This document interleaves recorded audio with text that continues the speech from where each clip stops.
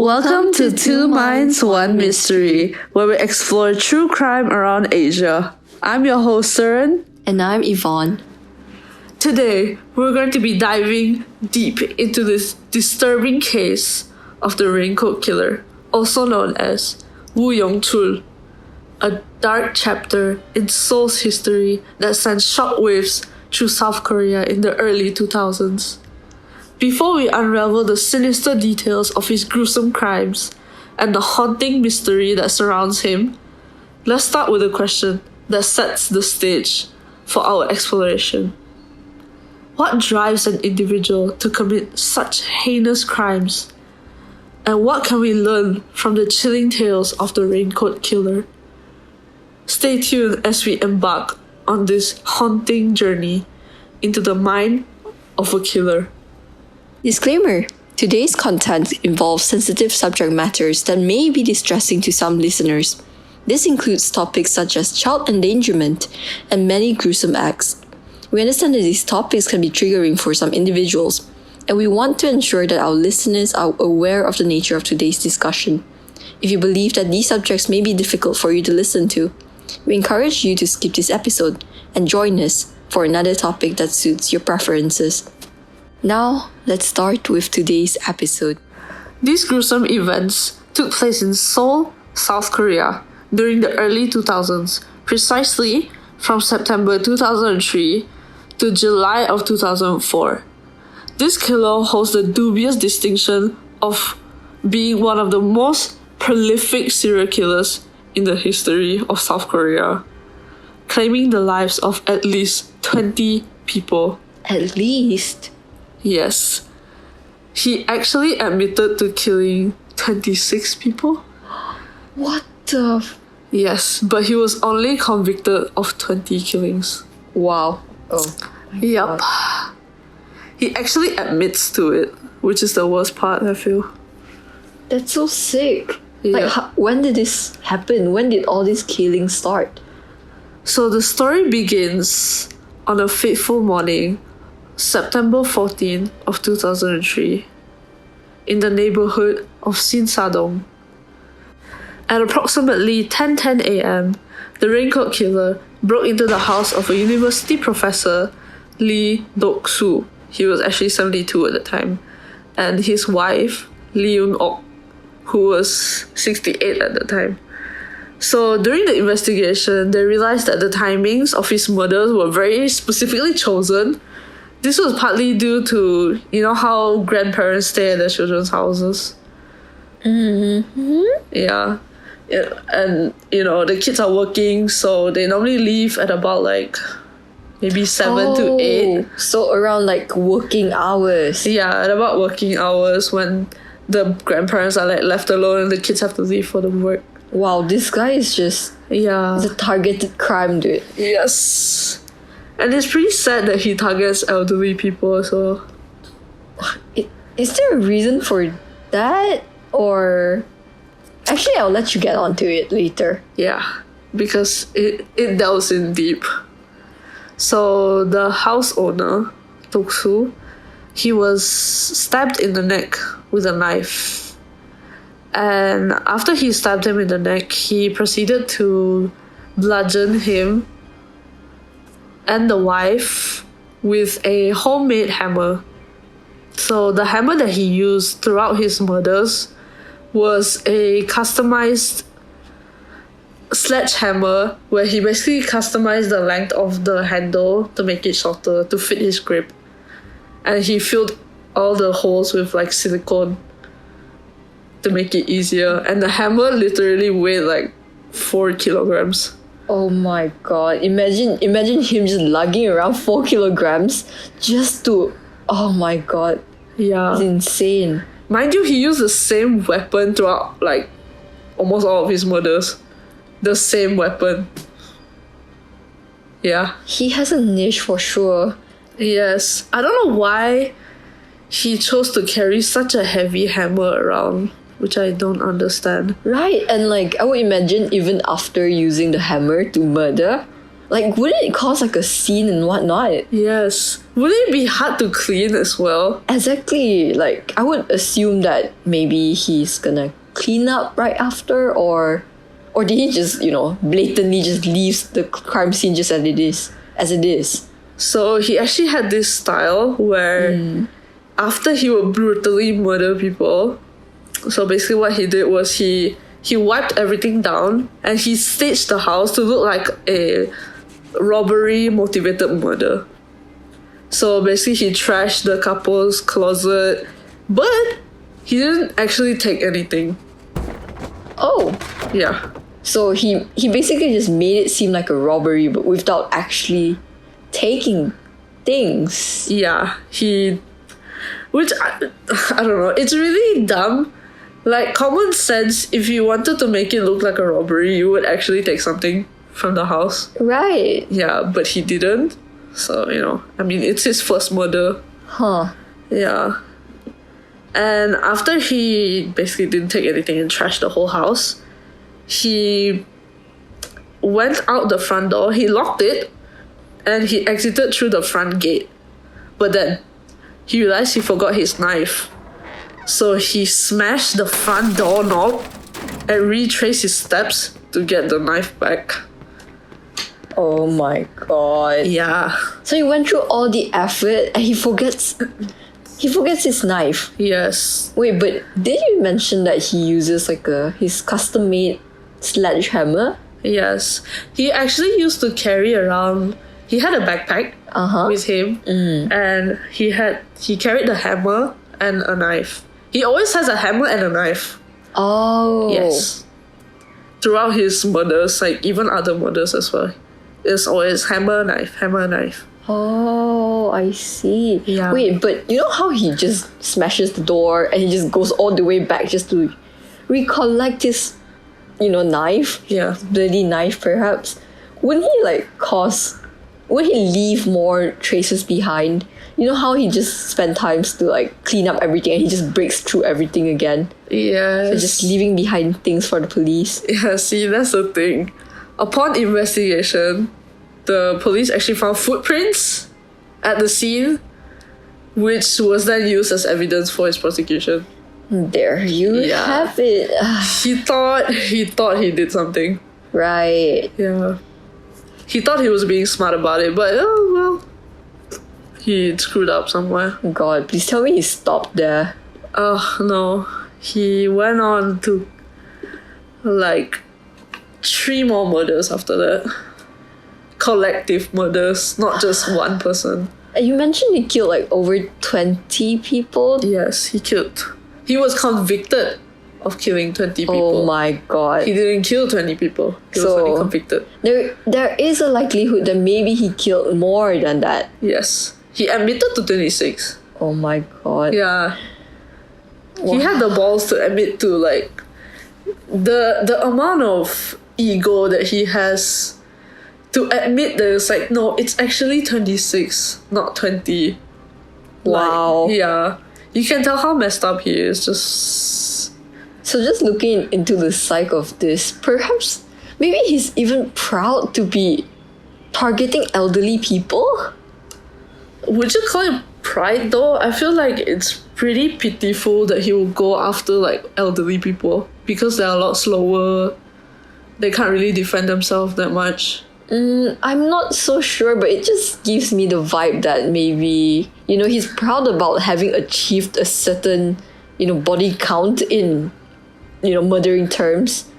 Yeah, that could be one of his motives, if you think about it. Oh, God. What about his other murders? So fast forward to October 9, 2003, in the quiet streets of Gugidong, the killer actually continued his reign of terror, and this time he invaded the home of Mo Kang, an 85-year-old grandma. Keep in mind, these are all elderly people that he's choosing to terrorize. Not to mention strangers. These are people he's never met in his life. And he's going out of his way to murder all of them. And he not only murdered her, but he also murdered her family. or parts of her family. So he broke into the house at, again, around like 10:40 a.m. And the first person he came across was actually the grandmother Mokang. And the killer immediately smashed her face with his custom hammer and stabbed her. Yeah, he hit her and he stabbed her. And seconds later, the homeowner's wife, Lee Moore, she actually came downstairs and she saw the horrific scene that like unfolded in front of her. But sadly, the killer actually saw her and he started to threaten her. He was like telling her to sit down on the couch and like to tell her and like he like demanded her to tell him like who's upstairs. And she actually replied that her husband and her son were in the house upstairs. And you guess what he asked her to do next? What did he request for? How bad could it be?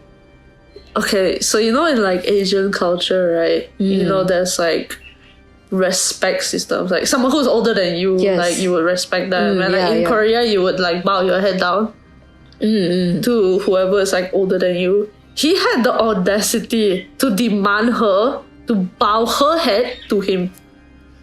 Oh. Yeah. He doesn't seem to respect elderly people in this case. Right? Yeah. It's such disrespect. Oh my god. And when she didn't, because obviously, like, who would bow their head to someone younger? He kicked her in the stomach and he hit her in the head. Just because she refused to bow her head to him. Yes. She was a 60-year-old woman and he was 33 at the time. She was he was half her age and he was expecting quote-unquote like respect from her after literally killing the grandmother. This guy is sick. I can only imagine how the lady would have felt after witnessing all these and the guy just randomly comes and asks you to bow your head. I don't even think you would be able to think because it seems like it's really fast going. Right. I mean, he was panicking, but like he just killed the grandmother and somebody came downstairs. True, fair. Yeah. But wait, what about the people upstairs? Because you mentioned how the lady mentioned how her son and her husband was upstairs. Oh god. Okay, so it gets worse. The son actually came downstairs. Right when she mentioned it, yeah, the son actually went downstairs. But the killer managed to grab him and for some reason dragged him back upstairs. Why?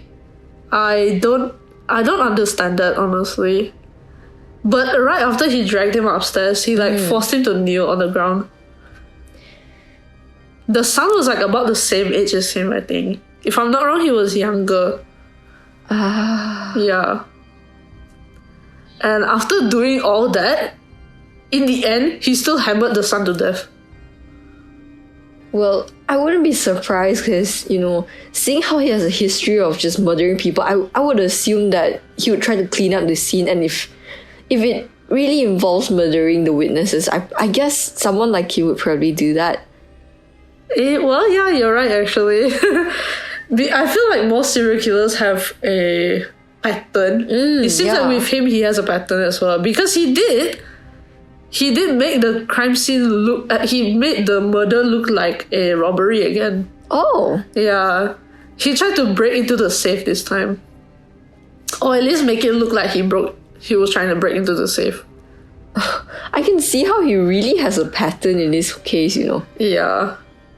But he also has another pattern of leaving shoe prints at the houses.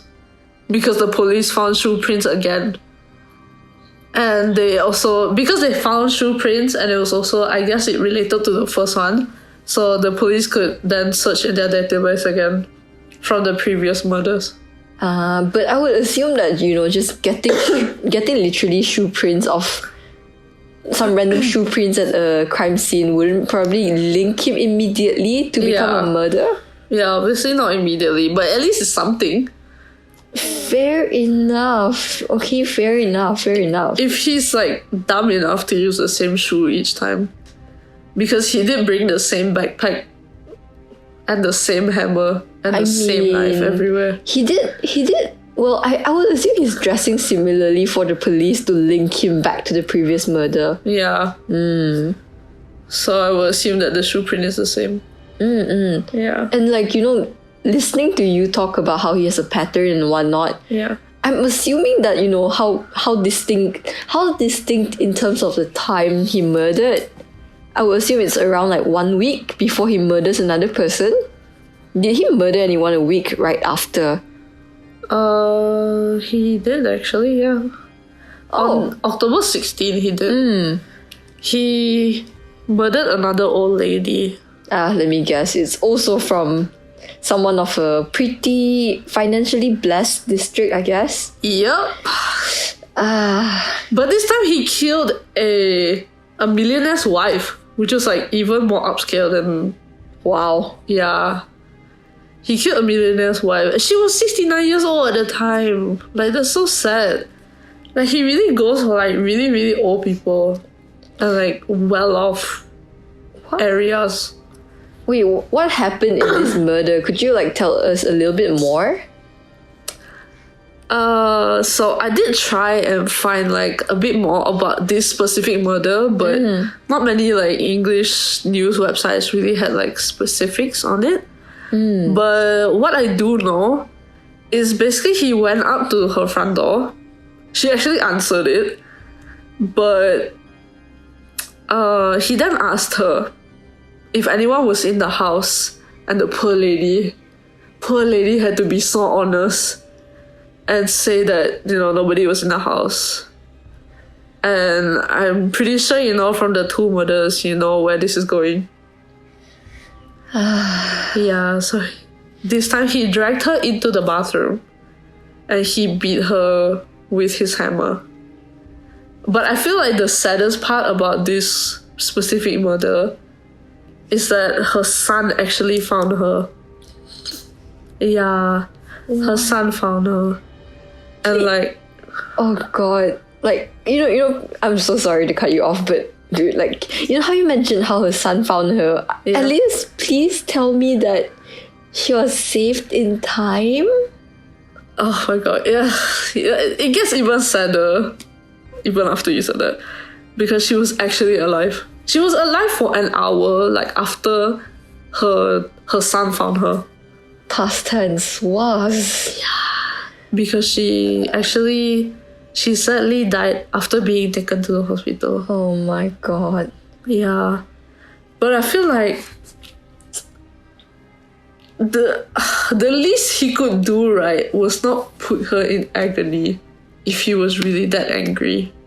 I mean, I don't think he intended for, you know, Her to still be alive. her to be alive, because, you know, for someone who customized a literal sledgehammer into a shorter hammer for him to carry around, a 4-kilogram hammer, and he just, you know, randomly murders someone like that, I don't think he would even think about trying to keep her alive for a longer period of time.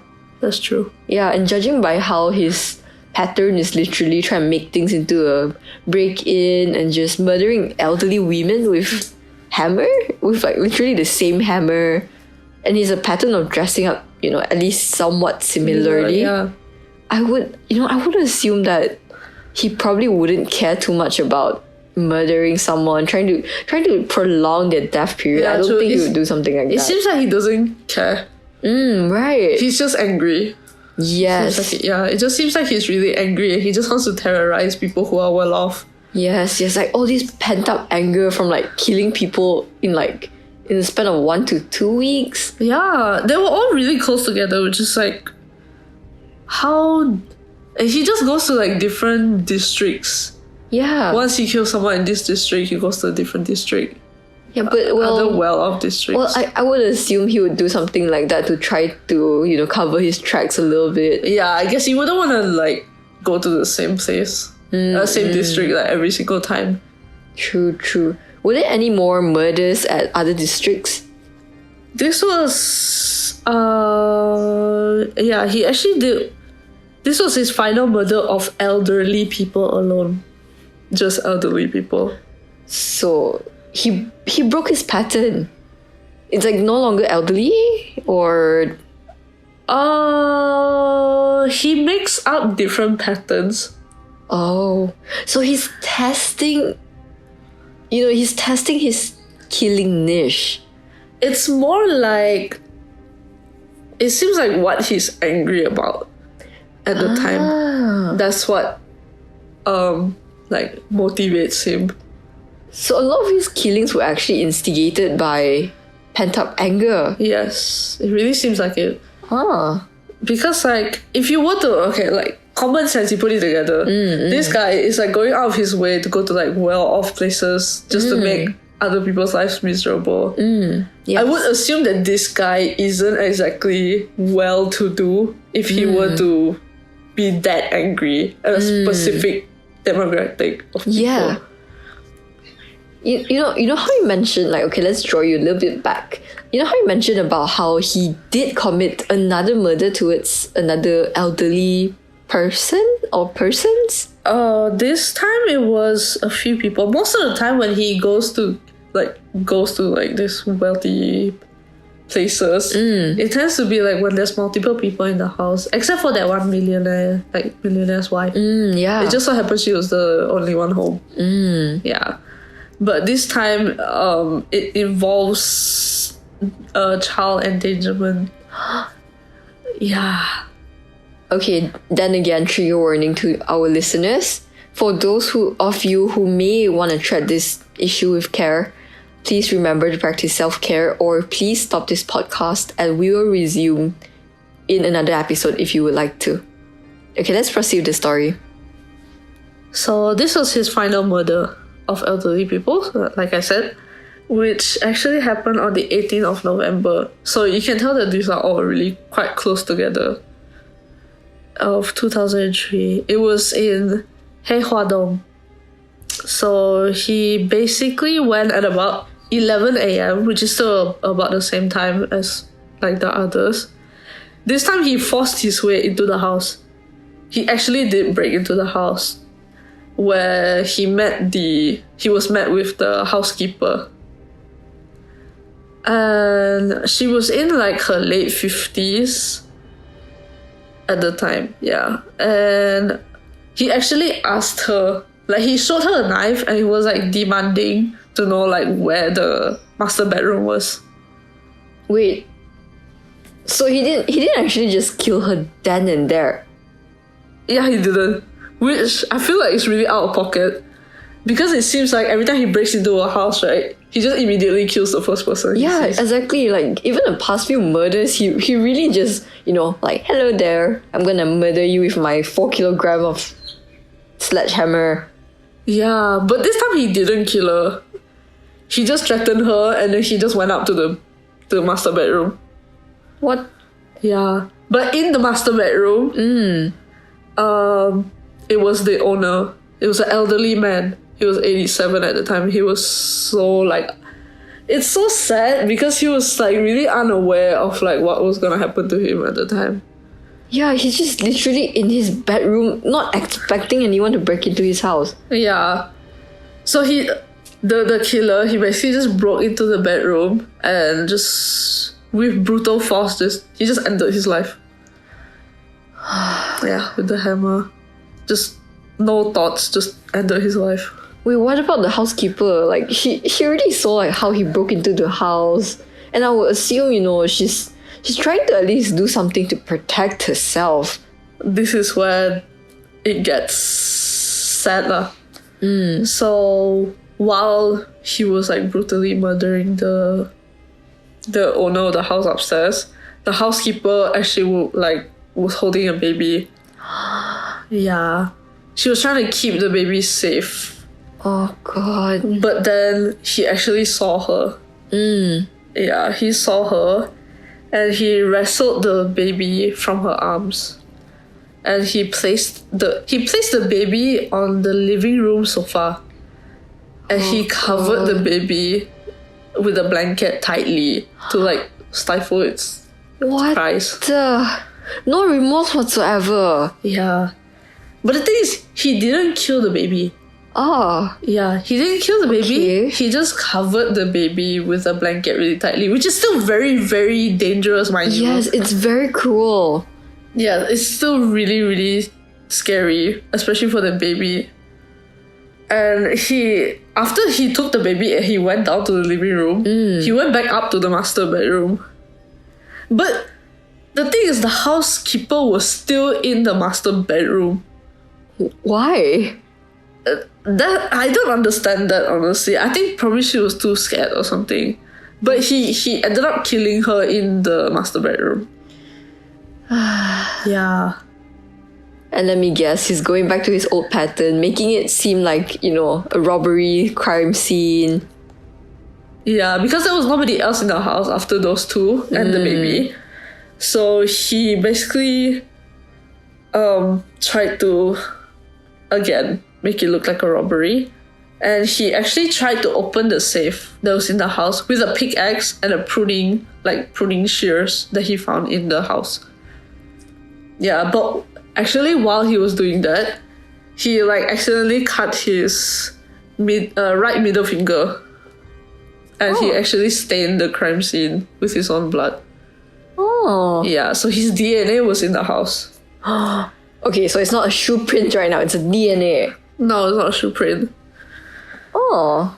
Yeah, but I guess he thought of a way to eliminate any trace of DNA, so he resorted to arson. Huh? Yeah.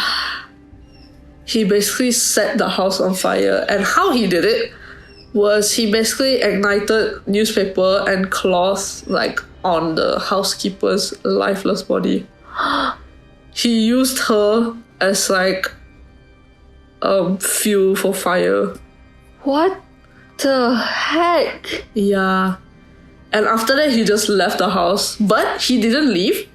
He wanted to watch the house burn down. So the whole time, he was just watching outside as the house burned down? Yeah. What about neighbors? No. Before talking about the neighbors, what about the baby? You didn't mention that the baby was on the couch. Yeah, he just left the baby there. But thankfully, the fire didn't actually burn the whole house down. The fire just burned the bodies in the master bedroom and the first floor bedroom. Okay, I just want to know, was the baby rescued? Did anyone save the baby? Okay, so miraculously, the baby was actually rescued by the homeowner's daughter-in-law. Thank God. Yes. That was where I was like, yeah! reasonably so. Yeah, I mean, the poor baby was stuck in a house that was about to burn down. Yeah, it's literally a helpless soul. The baby couldn't even save herself. And mind you, it was wrapped. Yeah, exactly. Wrapped with a blanket. Oh my God. Please tell me that the police found something in this crime scene, you know? It seems like a huge commotion right there. Well, okay, so he did stain the crime scene with his DNA, but that wasn't exactly taken by the police. What they found again was shoe prints. Yeah, they found shoe prints. Faint shoe prints. And they actually found CCTV footage. It was captured by, they actually captured the perpetrator, who was, the raincoat killer, retreating. Yeah. They got it from a camera from a nearby shop. Oh. Yeah, camera footage from a nearby shop. He was actually covered. He covered himself. He was covered in blood. Yeah, he was stained with blood, and he basically stole a freaking sweater from the people he just murdered. Yeah, to use it to cover his clothes because they were stained with blood. Well, I mean, not to sound heartless, but in all honesty, I kind of would have expected that. It's either he just brings his own spare clothes or he just steals from them. Yeah. I don't think he would bring spare clothes though, because it doesn't seem like he changed after the I after the mean, murders. yeah. Oh, yeah. but his DNA would have been on the clothes. I don't think he would leave the clothes there. Yeah, for sure. Yeah. Mm. So after all that, the killings actually stopped for a while. Oh. Yeah. This is because he moved to an office tower. So an office tower is basically what they call a studio apartment in Korea. It's literally the word is literally the combination of office and hotel. Oh. Yeah, office tower. I did not know that. Yeah, I had to search it up because I didn't know what an office tower was. It was the first time I heard that. Yeah, it's a studio apartment. They described it as a place where you can do work and sleep at the same time. Wow. Not at the same time, but like you can do both of those activities. Talk about workaholics.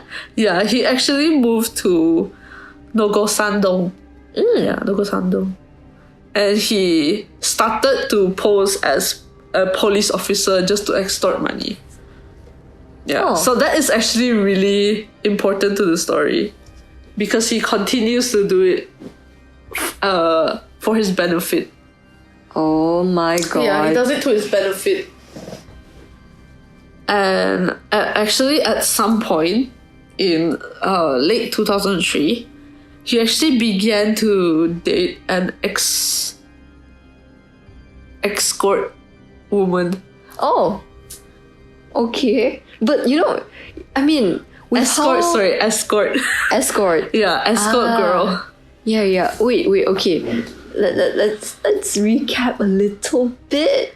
Yeah. You know how you mentioned how he basically murdered people in a span of a week to a month? About a week to a month. Yeah, a week to a month. And then he stopped for a while, he moved to another place. Yeah. And he just immediately jumps into a relationship with an escort. Yeah. But the thing is, right, he was actually married before that. Oh. Yeah. Wait. Then does his previous wife know about his cruel tendencies? Or okay, maybe that's in the past. What about the current girlfriend? Is she aware? He actually, okay. From him being married, he was actually divorced because his ex-wife left him. Ah. I don't know why his ex-wife left him, but she left him. Yeah, which explains how he can just openly date another person. Ah. Yeah, but it just makes me flabbergasted because the two of them actually lived together for 2 months. Yeah, but thankfully, oh my god, she actually discovered his criminal records and educational background and his previous marriage. Yeah. Wow. And after all that, thank God she was a girl boss. Because after that, she was like, I never want to see you again. She dodged the bullet. Yes. She was like, I don't want to see you again. We are not dating. You out of my life. Yeah. So, you can see where I'm about to go to. Yep. In terms of anger. So, because of that, and with his ex-wife leaving him, it basically fueled his next few murders. So all his pent-up murder, he's starting to form a new pattern. Pent-up anger. Yeah, pent-up anger. Oh, what did I say? Pent-up murder. Oh no, I'm so sorry. But yeah, all his pent-up anger and whatnot, I would assume that he's starting a new pattern in this case. Yep. It seems like he doesn't know how to control his anger.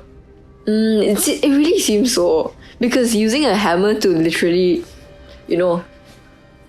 basically just slam someone to death like that, it shows a lot of anger issues right now. Because I've seen a lot of other documentaries where even the type of weapon you choose to kill another person says a lot about you. Yes. And with a hammer, it usually shows more of releasing anger. Yeah. Like for things like, slow death, poison, or like burning, like just now you mentioned burning, arson and things like that, burning people to death and just watching right there. It indicates that the murderer really has, unresolved pain. Unresolved pain has, slow death intrigues them, or, some kind of sexual tension release, issues like that, it kind of shows a lot of how the murderer is as a person. Yeah.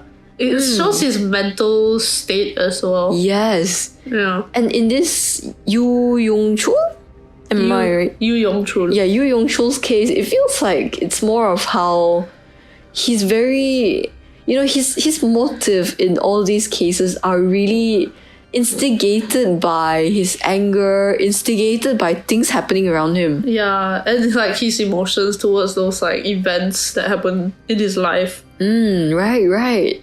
Yeah. And with that, like, are there anything more interesting about the case that you want to share with us today? I think because this case is like pretty long, and I think we've been going on for like quite a while, so I think it would be nice to conclude this first part of the raincoat killer, because it actually gets even worse, and his trial with his investigation, right. It's really we'll really get into depth with that. But I feel like this would be a nice time to like just conclude the first part of his crimes and whatever happens to him. We'll actually delve deeper into his background in the next episode, and like I said, his trial and his investigation, and even the rest of his murders, because his killing spree is so not over. This was just part 1 of his killing spree. Oh God. Yeah. Anyways, before we go into part 2, I'll let Saren conclude and wrap up today's episode. So as we conclude part 1 of our chilling exploration into the enigmatic raincoat killer, the shadows of his crimes loom larger, leaving us with more questions than answers. Join us next week for part 2, where we'll delve deeper into the mind of this elusive predator, uncovering the sinister details that continue to haunt our nightmares. Thank you, listeners, for listening. We post every week. I hope you enjoy our podcast so far. Please do follow our Instagram at 2minds1mystery, where we'll be posting the evidence pictures of all the cases we discuss about and updates. And with that, stay curious, stay cautious, and may the clues always lead you to the truth. Until next week, keep your wits sharp and your suspicions sharper. This has been 2 Minds, 1 Mystery, where mysteries unravel and secrets are revealed.